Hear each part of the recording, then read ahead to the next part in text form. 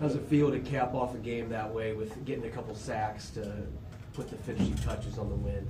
I mean, it feels great. It's one of those things that, we've been working on. Definitely, I haven't had a sack in a couple weeks, so just getting back into the flow of things, getting back into who I feel as I am as a player. So it's one of those things just to get back into who your rhythm and know how you can be as a player. You mentioned that other teams have been putting more attention on you, chips, double teams, all that. Just when you got that first one today, did it kind of feel like a weight off your shoulders to get one? I mean, definitely, it's always something you're working towards. But at the end of the day, the big picture is getting the W. So, making sure that I'm doing everything that I can in my manner to help the team. The team lost 4 in a row. Things could have gone any number of directions. What about this team do you think has allowed you guys to come back the way you have the last 2 weeks? I feel like it's our resiliency. There's a lot of situations, a lot of things that happen throughout the season.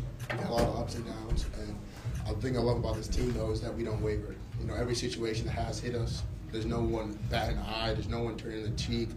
Everyone just looks at it and says, all right, how do we get better from it? So the fact that we were able to turn around and actually take accountability for everything we did and have that conversation with each other and take an action to it is what I was amazing about this team. They ran the ball really well against you guys in the first half. The second half, Henry was held under 3 yards per carry. What did you see change those last 2 quarters compared to what they were doing early in the games, you guys?